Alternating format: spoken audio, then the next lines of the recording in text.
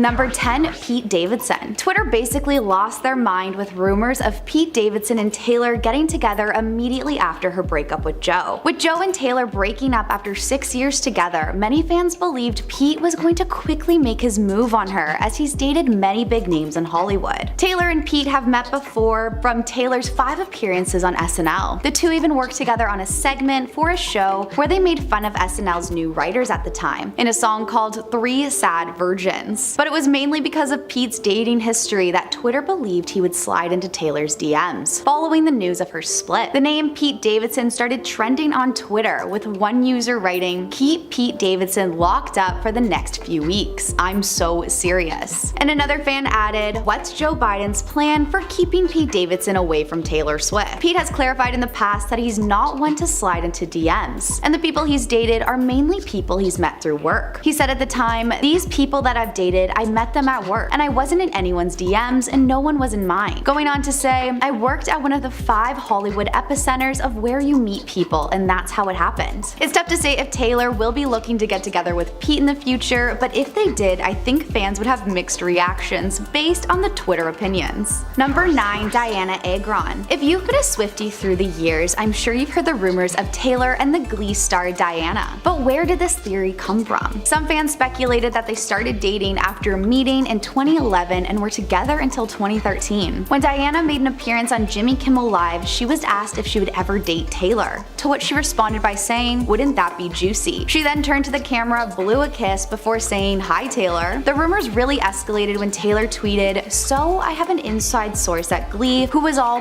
'Watch tonight, we're doing your song,' and I hope that source was right." One Twitter user posted a theory that the song Wonderland is actually about Diana. One lyric says, "Didn't you flash your green eyes at me?" And haven't you heard what becomes of curious minds? I mean, Diana does have green eyes, and Alice in Wonderland is reportedly one of Diana's favorite movies. The actress actually had a quote from the movie tattooed on her side. She did later get the whole thing removed, and a source claimed it had nothing to do with Taylor. Diana revealed in an interview that she actually got it removed because she believed the whole thing was hideous. But even though that was years ago, the rumors began resurfacing with Taylor's more recent song Cardigan, and fans immediately thought of Diana. The Glee star finally seemed to address it though. In a recently published article with Rolling Stone, she was asked if she believed she was the inspiration for Taylor's Song 22 from the Red album. Diana responded by saying, "Me? Oh, if only." Going on to say, "That's more because of a friendship being the inspiration for the song, but I would not be the person to ask about that. I can't claim that." The Rolling Stone interviewer then asked about her being shipped with Taylor back in the day. Diana responded by saying, "That's so interesting. I mean, there have been many stories about my dating life that are just so wildly untrue. That's funny." But could this interview maybe have sparked something? Do you guys believe these two were ever a thing, or could they be a thing in the future? Number 8. Austin Butler. Could Austin be shooting his shot with Taylor? During W Magazine's segment for Lyrical Improv, Austin did a dramatic reading of Taylor's song Red. He did the reading which fans considered next level, with some even asking to read the whole album because he's just so good at it. He asked the host of the segment afterward if it was alright, to which everyone in the comments answered back, yes it absolutely was. TikTok users began flooding the clip's comment section, with one fan writing, "Please Austin, reciting Red by Taylor Swift is something I never knew I needed." And another commented, "Every single problem I've ever had is now solved." Though Taylor and Austin have never been linked together in the past, could this dramatic reading maybe bring them together? Number 7. Tom Brady. Could these two get together in the future? Both Tom and Taylor have recently become single again, with Tom finalizing his divorce after 13 years of marriage, and Taylor's long-term relationship with Joe coming to an end. Fans of both stars started wondering if this could be a new couple in the making. One Twitter user wrote, "Taylor Swift is dating Tom Brady, mark my words." Another wrote, "Hear me out, Taylor Swift and Tom Brady." But after Tom was spotted with a mystery woman, fans began speculating. Some believe it could be Taylor, Reese Witherspoon, or the model Veronica Rajek. When the news broke that Tom was spotted with a new woman, one social media user wrote, "Tell me that blonde that Tom Brady was spotted with is Taylor Swift." What do you guys think? Could this just be the next big Hollywood couple? Number 6. Shawn Mendes. Were Shawn and Taylor ever closer than they admitted in the past? During Taylor's 1989 world tour, Shawn actually found himself opening for the star, leading a few fans to speculate that they could maybe just be a little bit more than friends. The two are said to be pretty good friends now, but after an interview with Vanity Fair, could he have maybe made his feelings known a little bit too much? During the interview, the star does a lie detector test where he's asked a series of questions. He was asked about his relationship with Taylor and whether he approves of her boyfriend, Joe Alwyn at the time.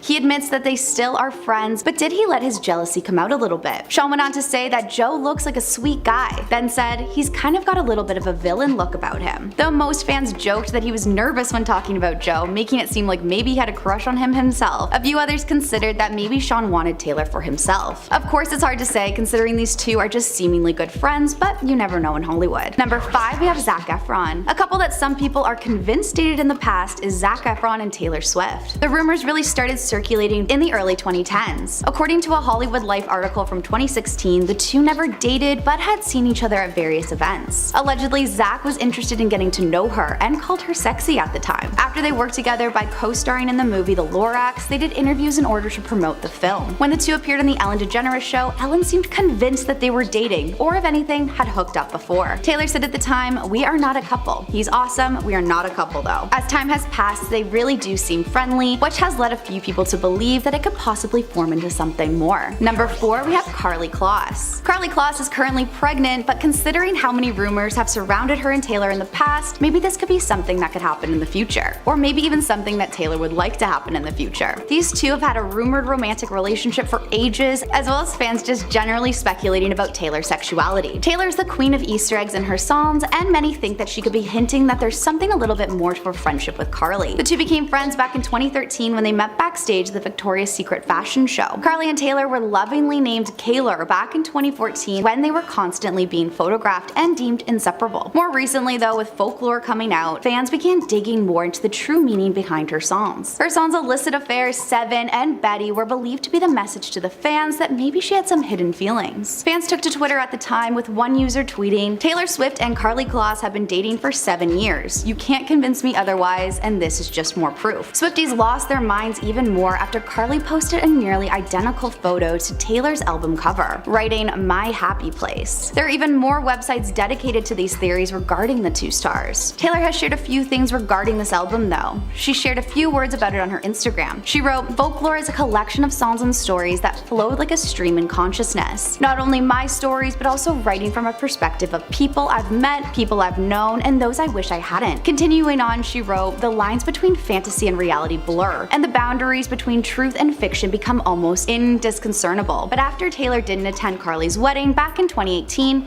and Karlie didn't go to Taylor's birthday party that same year, people knew something was up. The two haven't been caught together since 2018, but could that be because Joe was in the picture? Number 3, Harry Styles. Harry Styles and Taylor Swift didn't take long to make their relationship known to the public back in the day. In 2012, the couple was spotted by paparazzi walking through New York City. A source revealed at the time, Harry and Taylor were walking next to each other. They seemed happy to be together, talking and smiling. But unfortunately, it didn't last too long. Just after a couple months, the pair decided to go their separate ways, reportedly happening while they were on vacation together. Taylor didn't ever name Harry specifically as her boyfriend at the time, but she revealed small details here and there of what their relationship looked like. After breaking up, the star came out with 2 songs that many believe are about Harry. When discussing her song Out of the Woods, she shared, "The song itself just kind of conjured up all these feelings of anxiety that I had in a relationship where everyone was watching and everyone was commenting on it." She continued on by saying, "You're constantly feeling like, are we out of the woods yet? What's the next time going to be? What's the next hurdle?" Looks like the two have continued to remain friends though, which many Swifties love to see. Many believe that this could just be a case of right person, wrong time, and maybe they were right. This is one couple that fans are really manifesting to happen. One TikTok user commented on a clip of the two and wrote, "When he fixes his hair while Taylor is approaching. I mean, if Joe and Taylor really are over, pretty please." Another added, "They are endgame in my mind." Number 2, we have Cara Delevingne. Taylor and Cara have been good friends for years now, but could it ever be something more? In the past, Cara even revealed in an interview with Variety that the two of them even lived together for a brief amount of time. She hasn't been shy to gush about Taylor either. During an interview, Cara said, "What Taylor is doing is brilliant." When Taylor talked about Cara, she said, "Cara is extreme, eccentric, hilarious, loving, and deeply loyal." The model even stood up for Taylor during a tough moment in her career, when Scooter Braun purchased Taylor's masters against her will, and Justin Bieber defended him. Cara publicly came for Justin. She wrote in her post, "I wish you'd spend less time sticking up for men and more time trying to understand women and respecting their valid reactions." Continuing on, she wrote, "Take a step back and learn from this. We should all be on the same team, end of story." Though of course Taylor has said in the past that she is not part of the LGBTQ+ community, it still has fans speculating. With clips circulating social media of the two stars, one user commented, "The celebrities don't don't come out, they just become really close friends with Cara. And at number 1, we have Matty Healy. Okay, this is the biggest one and may even prove to be true very soon. It's been less than 2 months since Taylor split from Joe Alwyn, but has she already moved on? Matty first appeared to be a Swiftie back in 2014 when he wore a Taylor 1989 shirt during his concert with his band, the 1975. Taylor then proved to be a fan of his band too when she shared a video from his concert the same year. The clip showed her and Selena singing along to the single The City. She was then spotted in a 1975 shirt while taking a walk through LA. During a radio interview in 2014, Matty admitted he met Taylor when she went backstage at one of his concerts and said, "I met Taylor, that was really nice. We exchanged numbers, let's see what happens." He added at the time,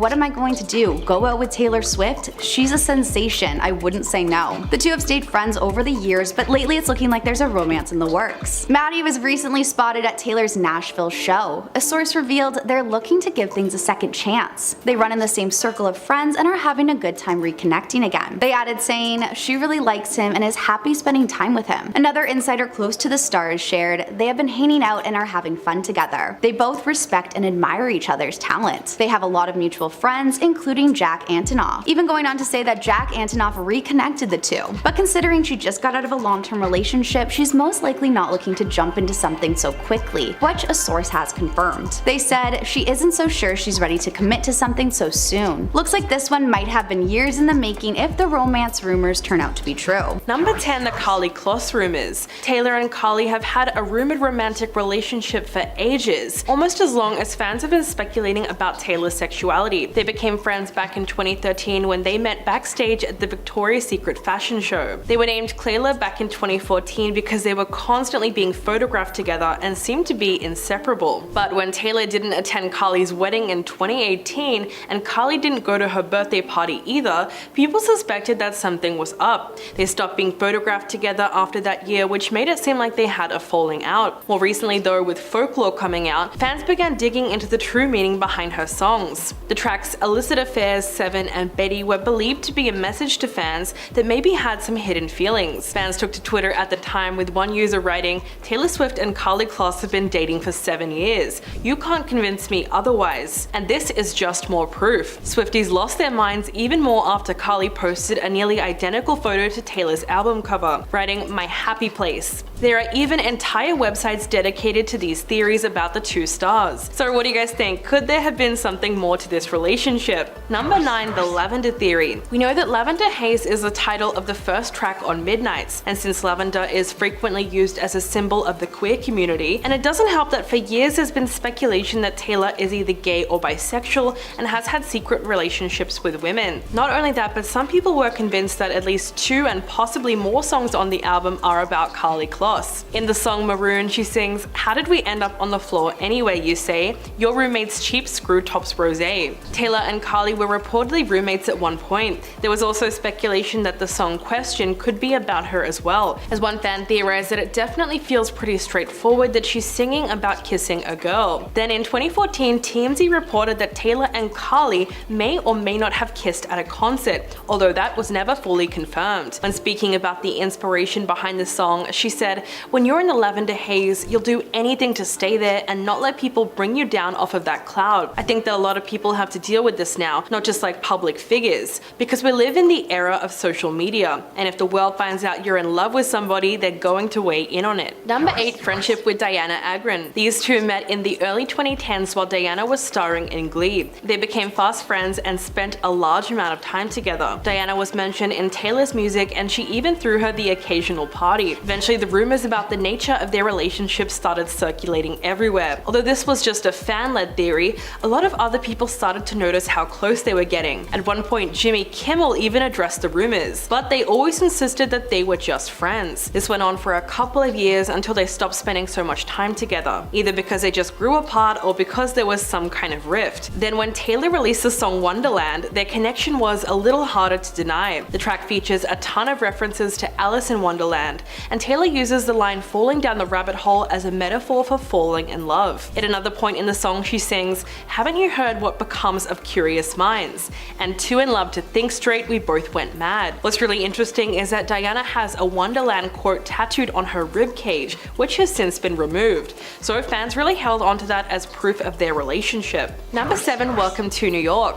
This is the opening track of 1989 and it marked Taylor's official pivot to pop music. She said the album was largely inspired by the celebration of being unique in New York City, and she talked about the freedom she felt after moving there. In the second verse, she sings, "Everyone here was someone else before, and you can want who you want, boys and boys and girls and girls." When asked specifically about why she wrote that line, Taylor said, "I wrote the song kind of following when gay marriage became legal in New York. So many of my friends had to be kind of scrutinized for who they were in love with from the time they came out." She went on to say that she didn't want to make a big deal about it because she doesn't think it should be a big deal with who you love. Fans have since theorized that she might have been referring to herself when she spoke about the freedom to be queer. So some of them think that she was speaking from personal experience. The state of New York legalized same-sex marriage in June of 2011, and she moved to the city 3 years later in March of 2014. She then went on to release 1989 in October of that year. Number 6, LGBTQ support. Back in 2019, Taylor graced the cover of Vogue's September issue, and she was interviewed by a writer named Abby Aguirre, who was also on the set of her music video for You Need to Calm Down. They met at Taylor's compound in New York and discussed her political consciousness, particularly on LGBTQ issues. The singer talked about the light bulb moment that led her to be outspoken in her support of the queer community, and she explained that it happened while she was going for a drive. Apparently she was in the car with her friend Hodrick Hall, who then asked her what she would do if her son was gay. She said this question took her aback because the fact that he even had to ask her was very shocking, and it made her realize that she had not made her position clear enough or loud enough. In the past, she has been criticized for not speaking up on political issues, particularly during the 2016 presidential election. That's part of the reason why she decided to shift to advocacy. In that same Vogue interview, she said, "Rights are being stripped from basically everyone who isn't a straight white cisgender male. I didn't realize until recently that I could advocate for a community that I'm not a part of." Number 5, You Need to Calm Down. The release of the 2018 song was a massive deal because it was the first time she fully and unmistakably showed her support for the community through music. The music video is filled with celebrity cameos from queer icons like Laverne Cox, RuPaul, and Hayley Kiyoko. They were having a blast in a rainbow dream-like trailer park. The song takes an equality-first stance and criticizes homophobia. In the video, there are several anti-LGBTQ protesters carrying signs saying things like "being queer is a sin." At the beginning, Taylor is seen at home in a trailer which is decorated in bubblegum pink. There's a quick cut to a Cher quote from a 1996 interview, which is all about rejecting certain social norms and viewing men as a luxury and not a necessity. In the interview, Cher reflected on her mother's desire for her to settle down and marry a rich man. In response, she said, "Mom, I am a rich man." So in the song, Taylor is also referencing a prominent LGBTQ advocacy group when she says, "Why are you mad when you could be glad?" Number 4, queer imagery. The music video for You Need to Calm Down also shows us a queer wedding between Jesse Tyler Ferguson and his real-life husband Justin Makita. The two of them got the chance to reenact their wedding kiss in the video, which gets officiated by Sierra. In another clip from the video, Ellen DeGeneres can be seen inside one of the trailers getting a tattoo on her arm from Adam Lambert. Then we see Tan France from Queer Eye walking past a group of homophobic protesters while he's drinking tea straight from the pot. Later on, Taylor is seen sitting down to a literal tea party with the rest of the Queer Eye gang as she sings, "You just need to take several seats." The video also features a lineup of former Drag Race contestants and a famous Beyonce impersonator all participating in a pop queen pageant. All of the queens are dressed up as different celebrities like Ariana Grande, Lady Gaga, Adele, Cardi B, Taylor, and Katy Perry. RuPaul then appears on stage, and instead of giving the pageant crown to just one of the contestants, he tosses it up in the air. So it implies that all of the pop queens are meant to share the crown. Number 3, friendship with Katy Perry. Although there has been a lot less speculation around the nature of this relationship, fans have constantly been hearing about these two together for years. What started out as a close friendship eventually turned into a legendary feud somewhere around 2013. That same year, rumors circulated that Katy Perry was trying to sabotage Taylor's tour by stealing some of her backup dancers. In September, Taylor gave an explosive interview calling her out. She said, "For years, I was never sure if we were friends or not. She would come up to me at award shows and say something and walk away, and I would think, are we friends, or did she just give me the harshest insult of my life?" She went on to say, "It wasn't even about a guy, it had to do with business. She basically tried to sabotage an entire arena tour, so now I have to avoid her. It's awkward and I don't like it." Then when Taylor released her song Bad Blood, the drama just kept escalating, but thankfully they were able to bury the hatchet somewhere around 2017 or 2018, and they've been on good terms ever since. In fact, Katy Perry made an appearance in the music video for You Need to Calm Down, and the rest was history. Number 2, Dress. During every show on the Reputation tour, Taylor dedicated the song Dress to Louis Fuller, who was a pioneer of modern dance and an openly queer woman in the early 1900s. According to Vogue, she lived with her girlfriend from 1905 until her death. But what's really interesting about Dress is that it's one of Taylor's most explicit songs. It's really about intimacy. So it's interesting that she represented that concept with a dress,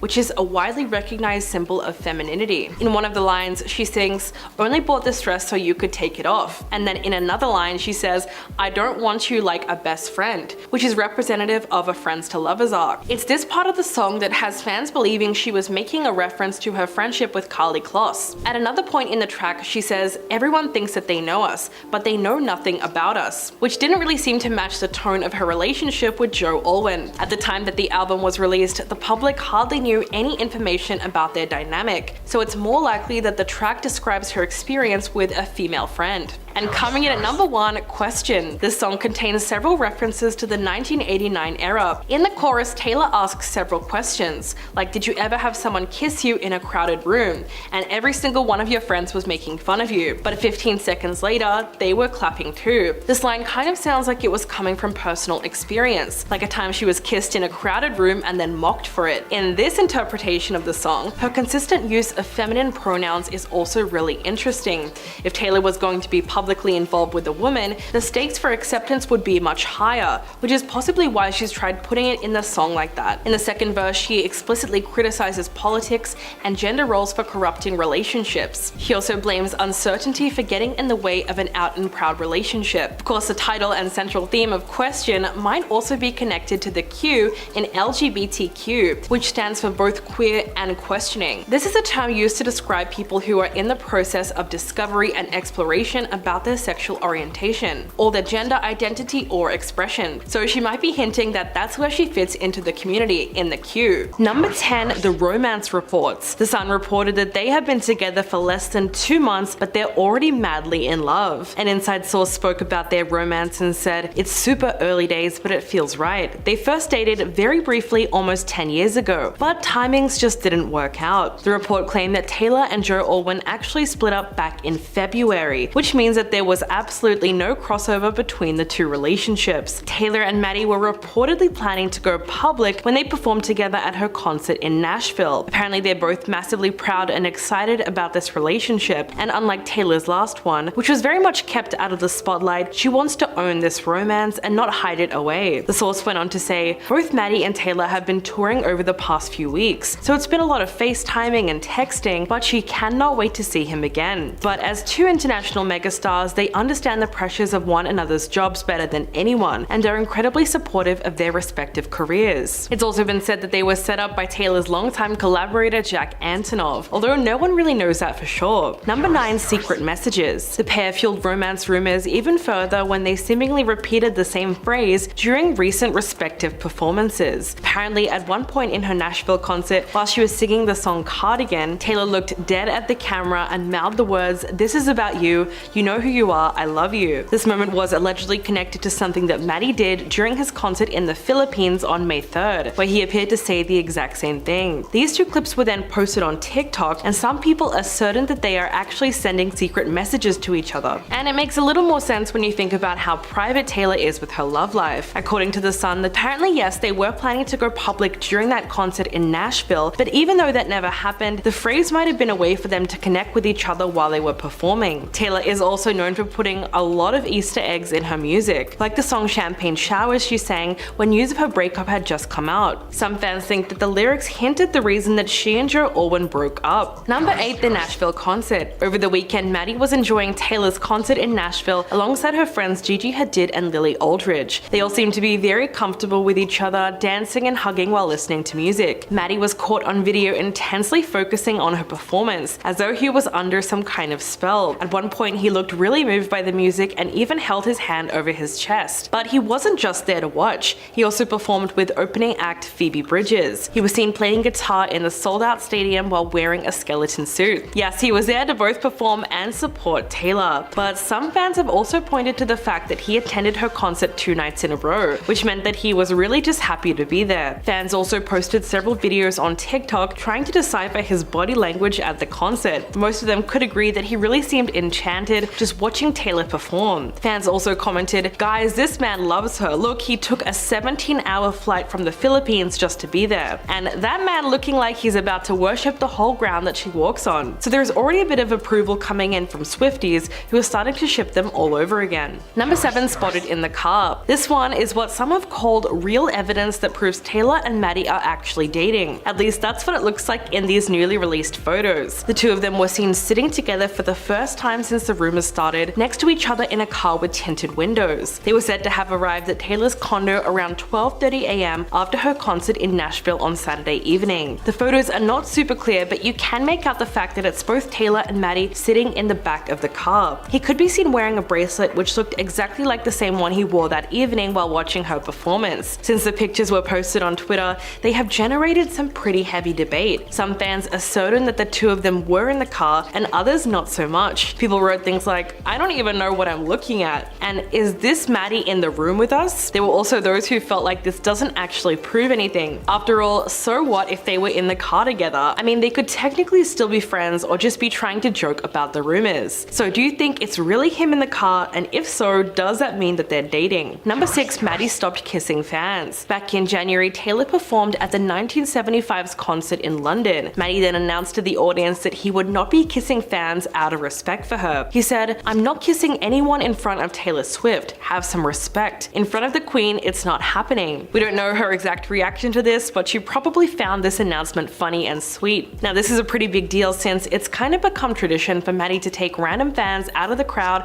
just to make out with them. And it's probably a good thing that he stopped, at least temporarily, because it's caused a lot of chaos. Last year, during his concert in Vegas, he brought up a fan on stage and made out with her. The woman, who goes by the name Isabella Alfie, then spoke to Narcity about the whole experience. She said that the kiss was great despite the fact that he smelled like cigarettes. But the craziest part about the story was that Isabella admitted that she was married, so she had to call her husband and explain the situation later. Video footage from that kiss went viral on Twitter, and of course it left fans divided. Although some people were jealous, others felt like Matty was taking things a step too far. Number 5, their past flirtation. Back in 2014, Matty was rumored to be dating Taylor after he was seen performing at one of her concerts. After that, he was photographed wearing a 1989 t-shirt, and then Taylor was later seen wearing the 1975 one. After meeting her, Matty spoke about the experience on an Australian radio show called Shazam Top 20. He said, "I met Taylor Swift, that was really nice. We exchanged numbers. Let's see what happens." In response to further suggestions about their relationship, he said, "I mean, what am I gonna do? Go out with Taylor Swift? She's a sensation. I wouldn't say no." The following month, she was spotted at another one of the 1975's concert in New York City. And that's when the rumor mill just went crazy. Although their relationship was described as just a flirtation, they've clearly managed to stay close over the years. And many would say that a strong friendship is the foundation of a great relationship. Also, we already know that Taylor has met Matty's mom, and she recently posted a cute photo on Instagram of the two of them hugging after a concert. Number 4, honest comments. Unlike Joe Alwyn, Matty has never shied away from discussing his relationship with Taylor, even the aspects of it that he wasn't too happy with. 2 years after meeting her, he responded to the rumors that they had a relationship in a very controversial interview with Q magazine. He described what happened between them as just a flirtation and said that he was surprised that it made the headlines. Quote, "It's not really anything to talk about, because if she wasn't Taylor Swift, we wouldn't be talking about her. She wasn't a big impact on my life. It's just interesting to me how interested the world is about Taylor Swift." He then explains that if he had gone out with her, then he would have been labeled as just Taylor Swift's boyfriend. And Matty made it very clear that he absolutely hated that idea. He said it would have been very emasculating to be in a relationship with her, given her level of success. At the time, his comments received a lot of backlash for being misogynistic. He later backpedaled with a post on Twitter, insisting that she was one of the most gracious, hardworking, creatively gifted, and beautiful women that he has ever met. Thankfully, his comments didn't seem to affect their relationship too much. Number 3, starting fresh. Another reason there seems to be a romance romance blossoming between them is because of how familiar they are with each other. According to an inside source at Us Weekly, the two of them run in the same circles of friends and they're having a good time reconnecting. Right now they're looking to give things a second chance. So if they really are dating, it's likely that they're more or less comfortable enough to take things slow. And because of their shared history, there's probably going to be some kind of mutual understanding there, especially when it comes to the way that fame can impact a relationship. Both Matty and Taylor have been in the spotlight now for almost 15 years. That means they've had to learn how to navigate romance while living in the public eye. The source went on to say that she really likes him and is just happy spending time with him. Quote, "They have been hanging out and are having fun together. They both respect and admire each other's talent. They have a lot of mutual friends, including Jack Antonoff." And that's the other thing, Taylor and Matty share the same producer, so it's no wonder that they got reintroduced to each other after all these years. Number 2, music collaboration. We can see just how close Taylor and Matty have been over the years when we look at some of their music projects that they did together. In November of 2022, Matty confirmed that a collaboration between them does exist, but it's not going to be released anytime soon. So he and his bandmates did actually work with her on the new album Midnights, but whatever they created just didn't make the cut. He said, "We actually worked a bit on that, but then the version of it never came out. It was for reasons that are not to be criticized. She's amazing." Matty has always been a fan of Taylor's work. While on the Green Room podcast in 2019, he said that he'd be down to produce an acoustic record for her if she wanted. He said, "Taylor Swift doing an acoustic record, I can't think of a record that would sell more than that. Like Taylor Swift's intimate return to country. Of course you'd want to produce that. She's probably gonna sit on that idea. But Taylor, if you ever want someone to help you set up the mics for your acoustic record, just so you know, I'm there." And coming in at number 1, they're both single. Of course, no one but Taylor knows the exact timeline of her breakup from Joe. Of course, no one but Taylor knows the exact timeline of her breakup from Joe Alwyn. But we do know that they had already gone their separate ways by the time that Matty came into the picture. At the time, a source close to the situation spoke to People magazine and insisted that the reason for their breakup ultimately came down to differences in their personalities. Quote, "They've had rough patches before and always worked things out, so friends thought that they would take some time apart